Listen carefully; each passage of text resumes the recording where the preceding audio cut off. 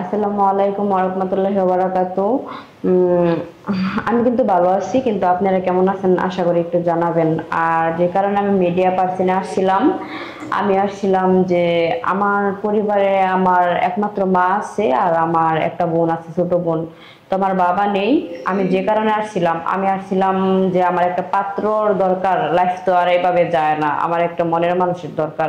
সেজন্য আমি চাইছিলাম যে আমার যদি কেউ মানে একটু আশ্রয় দিত বা মাথার উপরে একটু ছাদ হয়ে দাঁড়াতো, তাহলে আমি অনেক খুশি হতাম। আসলে আমার মানে গুছায় নেওয়ার মতো আমি কাউরে পাইতেছি না, একমাত্র আমার মা ছাড়া আর আমার কিছুই নেই পৃথিবীতে। সেজন্য আমি বলছিলাম যে কেউ যদি আমাকে বিয়ে করতো তাহলে আমি তাহারে বিয়ে করে নিতাম। আর আমি মেট্রিক পর্যন্ত লেখাপড়া করছি, মাদ্রাসা লাইনে পড়ছি। এই পর্যন্তই। তো সবসময় মানে নামাজ টামাজ পড়া হয়, মাঝে মাঝে একটু। আচ্ছা, ছেলেরা মেয়েদের কোন কোন কথায় মুগ্ধ হয়? আপনারা মেয়েরা ছেলেদেরকে কিভাবে পটান? পটানো যায় যদি মানে মানে মা ভক্ত থাকে, তাহলে মার যত্ন নিতে হবে, তাহলে একটু পটানো যাবে। আর যদি সে বলে যে মানে ফিলিংস, যে রোমান্টিক কোনো কিছু কথা শুনতে চায়, ওটার ভিতরে সে পটা দেয়, তাহলে রোমান্টিক দিয়ে পটাতে হবে। মানে 16 কলা বুদ্ধির যে কোনো এক কলা অ্যাপ্লাই করতে হবে। হ্যাঁ।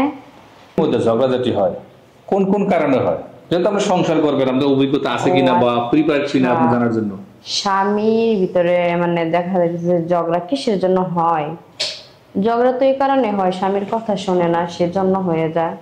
স্বামীর কথা শোনে না বা হাজবেন্ডের বউর কথা শোনে না, দুইজনে দুই রকম ভাবে চলতেছে, দুইজনের রুচিবোধ এক না, সেজন্য খালি ঝগড়া হয় ঘরেতে। স্বামী যদি কোনো কারণে রাগ করে, তখন স্ত্রীর কি করা উচিত? রাগ ভাঙানো উচিত। কিভাবে? কিভাবে? কৌশলটা কি? প্রথম হচ্ছে যদি ভাত না খা, তাহলে ভাতের প্লেট সামনে আই না, ভাত খাইতে খাওয়ার জন্য বলতে হবে। যদি ভাত না খা, তারপরে ফালিয়া দিয়া বিছনার ভিতরে উপরে উঠা বইসা, তারপরে যাতা দিয়া পরে পেটের ভিতরে ভাত মুখে যাইতা দিয়া পরে বইরা দেওয়া লাগবো। তাহলে খাই নিব।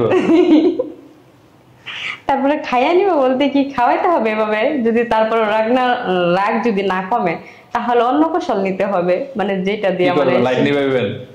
ও আচ্ছা, লাইট নিবালে যদি সে খুশি হয়, তাহলে এটাই অপশন মেনে নিতে হবে।